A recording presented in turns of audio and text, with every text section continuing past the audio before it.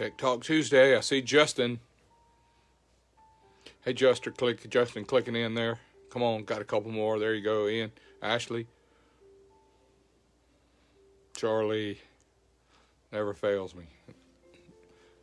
Good dude, man.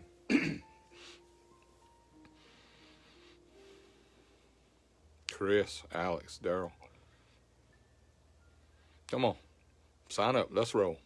I got a lot to cover here in a short time. Scott, Daryl, come on, man. Alex.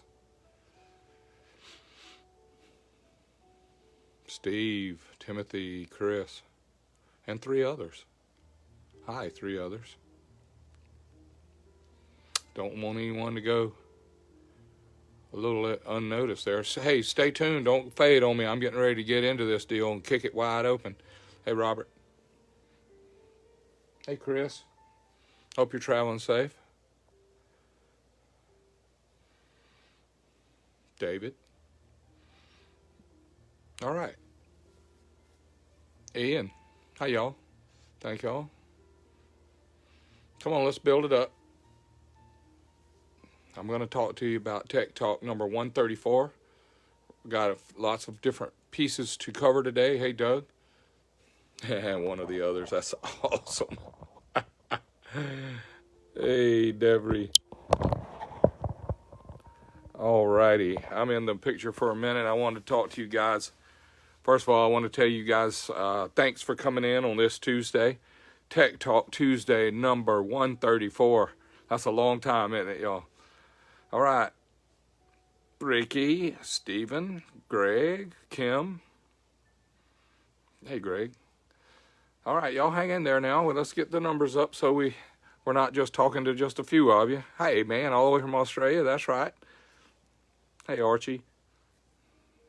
It's not gonna be boring, I assure you. Let's sign up. Let's roll it in here. Come on. All right. Looks like I'm gonna start in it anyway.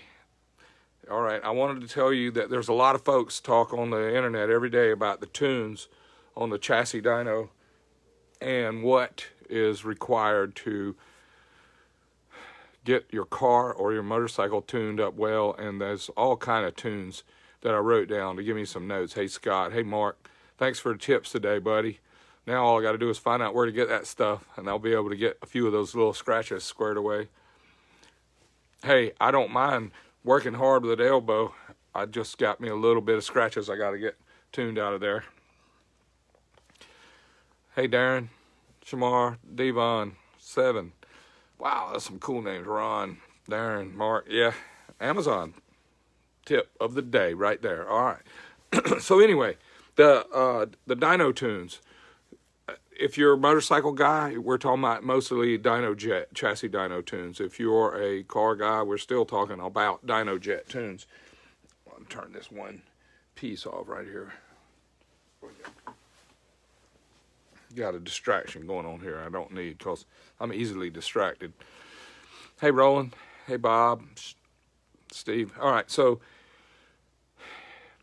there's really no substitute for a guy that's going to get your car, your bike on the dyno and hook up some wideband sensors and tune your air-fuel ratios and your ignition timing based on the needs and the results from the dyno output. When we sell engine parts, all you guys on here that are selling engine parts or selling camshafts or pistons or air cleaners or exhaust pipes, I've never seen anything make as much difference on the way an engine tune is than an exhaust pipe on a V-twin Harley. You run a 2-into-1, 2-into-2, 2-into-2-into-1, 2-into-1-into-2, true duals, I don't know. There's so many different ones, and they all have different shapes and curves on the requirements of the engine to tune it at part throttle at low RPM versus high RPM. So there is no substitute. There's no, I wrote down canned tunes, which I'll tell you about, break-in tunes, and a download tune. And then, of course, at the end, it makes me think about it when I read the forums and read all the people talking about it. It makes me think of Looney Tunes. Back when I was a kid, I couldn't wait till Saturday morning to watch the Looney Tunes. But I think it was, I don't really know what they meant by Looney Tunes, but I do know there's a lot of Looney Tunes going on out there. Now, please understand, these are my opinion. I'm telling you what I think I know based on the experience that I've had and the people I talk to every day. I communicate with tons of people. Hey, Big Jim Bob, and I talk to a bunch of folks on here about these issues. And there are guys that sell camshafts and pipes and air cleaners and throttle bodies, and they give you a starting tune. Now, a starting tune or a baseline tune is not a break-in tune. It is not for you to drive around on for a few miles. People tell me all the time, said, hey man, I got my engine built and I need a break-in tune. I'm going to ride it around for about 500 miles and then I'm going to take it to the dyno and get it tuned properly. Well, I just want you to know that the first 10 miles, 20, 30, 40, 50 miles, all the damage that you're going to do to your engine in the next 10,000, 20,000 miles is all done right there because you have what's called a break-in tune. And I don't know what that really means to you, but when you're driving around at part throttle and you have the wrong amount of air fuel, you have the wrong amount of timing, you've got the throttle loaded down heavy trying to seat the rings up, and you've got spark knock going on because you got lean mixtures, rich mixtures, and you got the ignition timing wrong based on the map sensor, the load, manifold load that shows us what the real load of going to the engine is. At low RPM, 2,000, 3,000 RPM, we're getting 100 kPa, and I mean, from 0 to 100, we need to be tuned up right. So I just wanted to tell you, please change your thinking. I know there's only a few people watching this, but ask your dyno tuner. If he is a guy that likes to go on the internet and type in, okay, you got a 2018, you got a CVO, you got a Road Glide, and you got a D&D pipe or a Chromeworks pipe, and you got a Power Vision and a what they call it, a zero loss air cleaner and some 5.5 injectors, and you got a 468 cam that opens at 10 degrees before and closes at 25 after, and you put all these numbers in and then you hit enter and then it spits out this tune and you plug it in your bike on the internet and then you go drive around while you're breaking your bike in. You are definitely hurting it. You are definitely hurting the engine. You are definitely hurting the ability of that engine to have a productive, long life. You need to get on the dyno as soon as you can. When I had Star Racing and my business was open and I tuned people's motorcycles and car engines every day. We had 3 dynos at one time, and we were tuning every day, designing and building engines and tuning them. And what we would do is we would run the least amount of time without being tuned. Like, a guy would build his engine at home and he would have a dyno appointment to come to Star Racing on Tuesday at 10 a.m. and he would say, how much do you want me to ride it? How much do you want me to drive it? How many miles do you want on it before I bring it to dyno? 0. Please. If you want that engine to last, I just sent you all the parts and all the pieces for this thing to last. Please. Start it up. Make sure it will crank. And it will go boom, boom, boom, and then it'll idle. Make sure there's no oil leaks. Make sure that it starts up. Make sure the battery's charged. Make sure that there's gas in the gas tank. And come to the dyno opportunity at the appointment when you're supposed to, and let's break the engine in. And I'm going to spend just a minute telling you about that. We're going to crank it up with the fans blowing on it. We're going to monitor the air-fuel ratio. We're going to monitor all the parameters that are in the ECU that we can bring up on the screen. We're just going to go live and we're going to look at everything that's going on. We can see all of it, and we can make sure that you are idling in the right area of the map, and you've got the right air fuel ratio, you got the right temperatures, and then we will let it warm up for, maybe turn the fans off and let it warm up for, say, a minute or 2, and then cut it off and let it cool all the way down. And then after about 5 minutes, we're going to crank it up and we're going to let it idle, rev it up a little bit, a couple more times, make sure that everything works and there's no leaks, and all the parameters that are live on the laptop or on the computer that we're looking at live on the ECU are all showing where they need to be. And this comes from, hey Chuck, hey Jamie, this comes from folks that have done it for a long time and they know what to look for. This is not just something you crank up and ride around. You don't want to get your brand new kid and hand him off to somebody. He's a couple months old and you hand him off to somebody to teach him how to swim, and he just throws him in the pool and goes back over there and gets him a Slurpee or Dairy Queen. Come back and see if the kid's still alive. I know that's a really, really bad opinion, I mean not opinion, but a comparison, but that is really and truly what you're doing. You want, this is your baby. This engine is something you saved your money for, you spend a bunch of time on it, you do heat cycles, you make sure it doesn't run hot, you don't overheat it, and you make sure that it's happy. Then I'm going to put it in first gear with the fans blowing on it. I'm going to have it on the dyno. I'm going to drive away easy. I'm going to shift a second. I'm going to drive away easy. I'm going to shift a third. I'm going to drive away easy. And then I'm going to be at about 2,500 RPM. And at 2,500 in third gear, I'm going to floor it. Wham! And let off. It gets up to 4,000 RPM. Shut it off. Let it idle back down. Check all the numbers. Check everything. And then if all that looks good, then I'm going to do it one more time. I'm going to put it back in first. I'm going to go first gear easy. Second gear easy. Third gear easy. Put it in fourth gear. And now I'm going to hit the record button on the dyno and floor it. And then at 4,500, I'm going to shut the throttle off and stop the record. And then I'm going to cut the bike off and let her cool. Now, I'm going to look at all the data. Look at the air-fuel ratio. Look how lean it was at this part. Look how rich it was at this part. Stop right there and make those changes from that RPM to that RPM at that full throttle. And put it all in and then load it in the map, and now that part has a fair chance to live right there. Then, while the engine's cooling, we're going to crank it up and do it again. We're going to go to fourth gear. We're going to floor it at 2,500, and we're going to go up to about 4,500 and record it again and download that data, update it to the air-fuel ratios it needs, and go and run it again. And we're going to do that as long as the engine doesn't run hot and as long as we don't over-rev it. This motorcycle engine or this car engine has a chance to live. It has a chance to last for a long time. And when we get finished all the way up to red line, we're now going to have a map that we can live with, and then we're going to go back during the middle of all this stuff and do some part throttle stuff. We're going to do 10% throttle, 20% throttle. Maybe we'll do 40, 50 kPa if it's manifold air pressure, MAP tuned rather than throttle position tuned.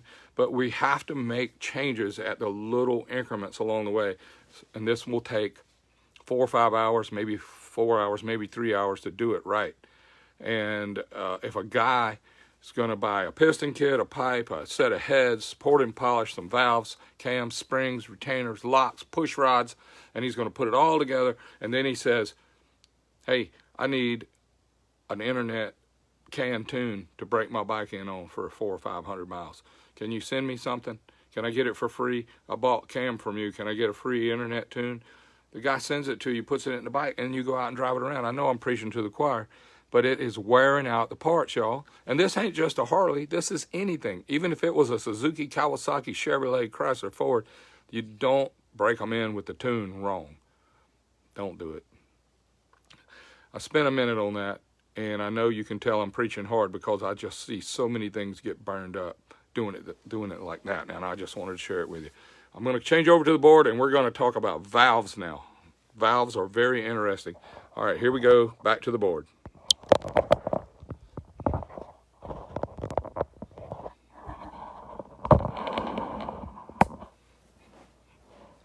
There's going to be a lot of words about what I just said, and I'm not going to try and read them right this minute, but if you will put them on here, I will read them when I'm done, and I will respond.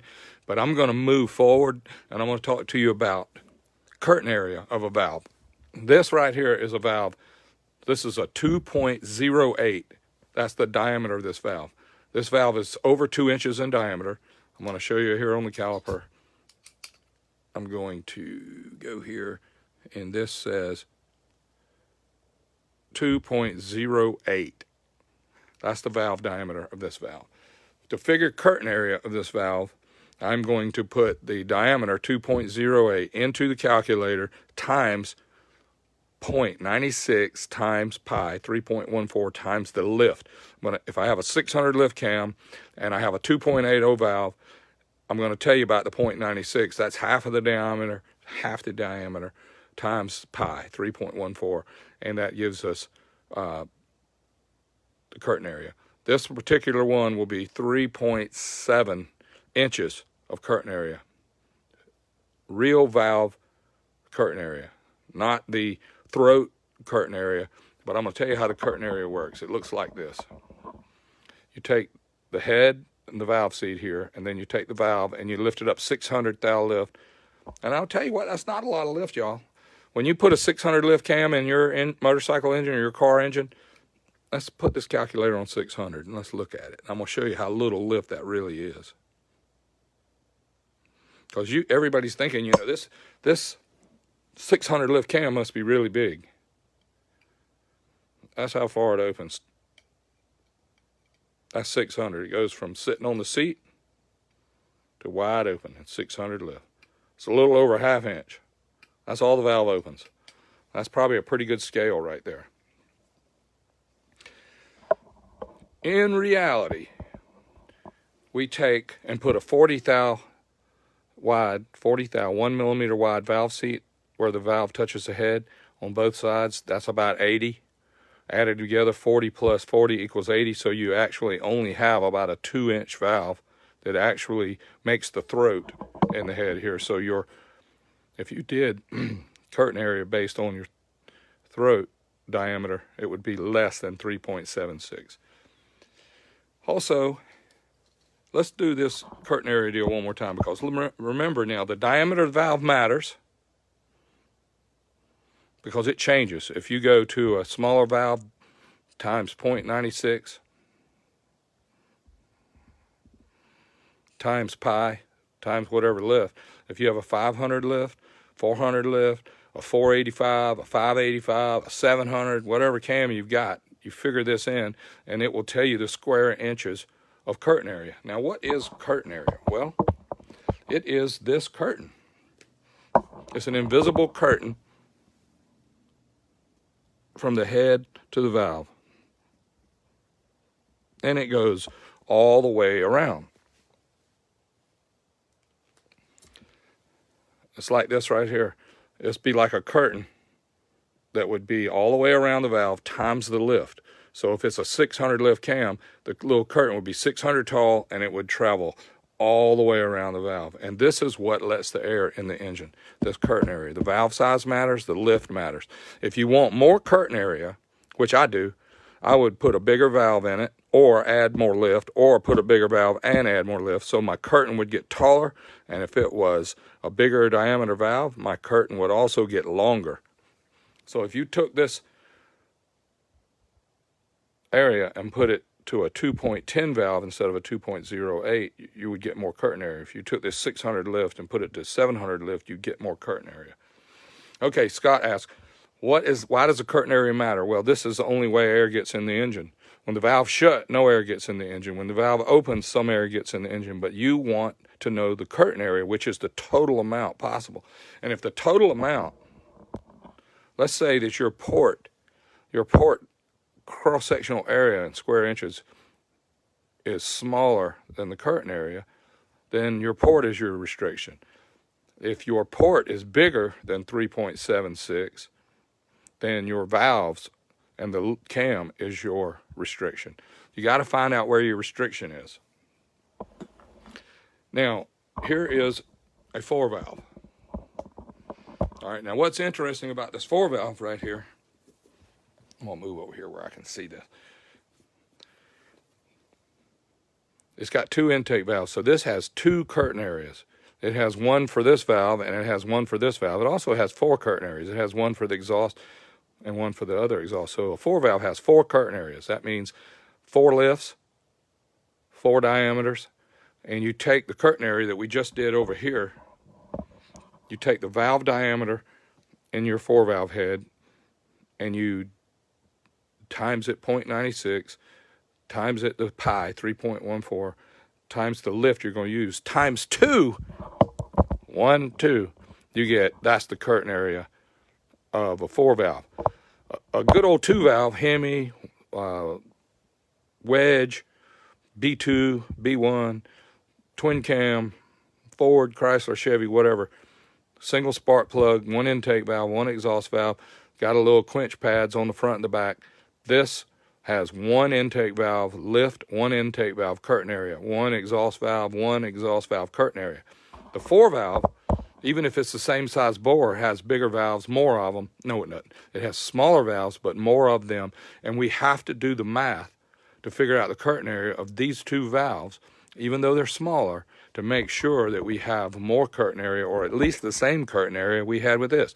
Today in our world right now, we have Milwaukee 8 engines and we have twin cam engines that are running very close to each other in horsepower and performance on the racetrack, and it's because they have similar curtain area. Even though the bore and the stroke's the same, even though one's a 4-valve and one's a 2-valve, there's my motorcycle, for instance, Buck, it's a 2-valve. But it has such great airflow, such a big valve, such a big cam, that I'm getting the same curtain area total through this one intake valve as most people get through their Milwaukee 8. But when I do my Milwaukee 8 the way I did Buck, this is going to be a superstar. I'm going to have more airflow going in and more airflow going out, and I'm going to talk to you about what to do with that once that happens. Now, I showed you this valve, this 2.8 valve. This is a really cool valve. This is an exhaust valve for this engine. This is a 5.1 piston. This is the exhaust valve. And I know a 2080 is a really nice size valve for intakes, but this is an exhaust valve for a really big engine. And if this exhaust valve is big, what's this? This is a 2.730 intake valve, and it goes here. So you can see this bore is a lot like this drawing. I'll turn it around properly and show you that it has a big intake valve, a big exhaust valve. And I put the standard normal spark plug over here, but this engine has 2 spark plugs because the area is so huge, the bore is so huge, that one spark plug won't get it done fast enough. It won't burn the mixture fast enough before the next power stroke and the next compression stroke comes around. So we need 2 spark plugs so we can adjust the ignition timing accordingly. Now, you notice that I drew on the 4-valve that I drew 3 spark plugs. Well, Milwaukee 8 has, in the center, it has a electric compression release. It looks like a spark plug hole. It's almost identical, but this is an electronic compression release.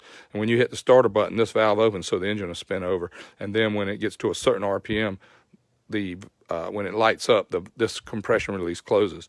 This is a spark plug on a Milwaukee 8, and this is a spark plug on a Milwaukee 8 because a Milwaukee 8 has a big bore. Here's a 4.3 bore, 4310. It's a 131 piston, and it has a spark plug here and a spark plug here. Maybe this needs a notch for the spark plugs, I don't know, but engine builders need to be wary of that and pay attention. Another thing we've noticed is how much quench area there is on the 2-valve because it has so much unused combustion chamber versus this 4-valve has very small quench areas. Or I've heard people use names for, let's see, Quench. What else do they call it? Squeeze, squinch, squelch. I've heard some crazy names. But yeah, we actually run 0 clearance here at maximum RPM so that the piston's close to the head, and it stimulates the movement of this mixture. The old Chrysler Hemi, which a lot of motorcycle engines are designed after, has no quench area. It is a full open Hemi. So all of this is open, and the efficiency goes down pretty bad. You gain one thing and lose another. You gain more airflow around the curtain area when this is opened up 100%. But you lose efficiency because there's no mixture motion going on at near TDC where that quench area excites the mixture. Another thing I wanted to tell you guys that we learned is the bigger the bore, the more spark plugs you need, because the bigger the bore, the more advanced you have to have the timing. In other words, if you run a small bore with 1 spark plug, you might have to run 35 or 40 degrees ignition advance. If you have that same big bore with 1 spark plug, you may have to run 4, 5, 6 degrees more. We've seen engines run over 40 degrees of spark advance because the bore is so big with 1 spark plug. A good example is Buck. Buck has a 4.4 bore with 1 spark plug, and it likes a lot of timing. If we put another spark plug in it, we'd be able to pull 5 or 8 degrees of timing out and make a little more power because the negative work of spark advance will let the crankshaft turn over easier at high RPM. Yep, the pistons should be almost touching the head at peak RPM.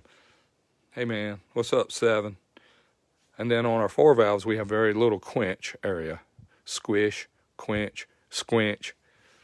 Lots of cool names for them. All right. Now, I'm going to go to this valve. I saw on the internet the other day some guys were talking about some valves that were breaking off in pie-shaped pieces. That means that if you see a valve like this and it fractures here and here and here, and they fracture around here, you can just about always tell, if you turn it over and look, that it will be dished on the chamber side to take weight out, because people care about the weight.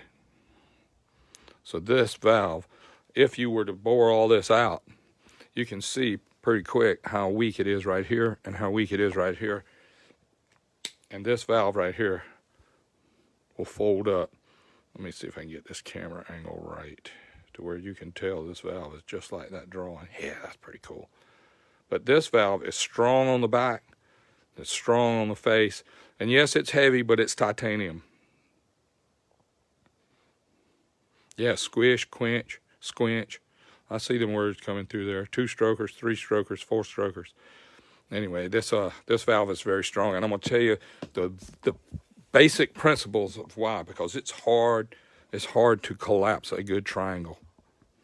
This is a triangle. This triangle stays strong as long as you don't give one of these sides. So if you go in here and cup it all out and make it light, and cup it all out and make it light, or cup it, or dish out the face. And look, y'all, just because a guy sells you valves, makes valves, is a valve manufacturer, he doesn't mean he knows that. He wants you to buy what you want. So if you tell him you want the lightest valve you can get, then that means his goal is to make you a part that will be scary.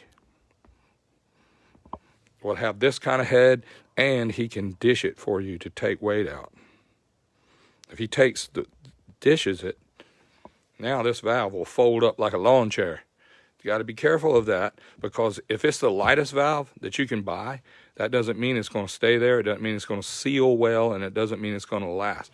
You want to get as much air in the engine as you can, as soon as you can, and close the valve, and you want the valve to stay closed. You don't want this valve in here moving around and giving up, because it will fracture and it will break right through these pie-shaped pieces right here. So this, like I said, this is a very strong valve. This shape is very strong. And if you're a flow bench guy, you may like to put a big tulip in, because sometimes at 10 inches of depression, a valve shaped like this will really flow good. Now let me tell you something. This thing here is heavier as a tank. You can't hardly make a valve any heavier than that, but it does flow good on a flow bench, because we're asking the air to do some little work. At 10 inches of depression, which the engine never sees, this air turns very nice, and it turns very nice. And if you go in there and do a nail head and put the valve in there that looks like this, your flow goes away, because now you don't get all that shape that helps you flow at 10 inches. The engine is going 0 to 100 inches 100 times a second.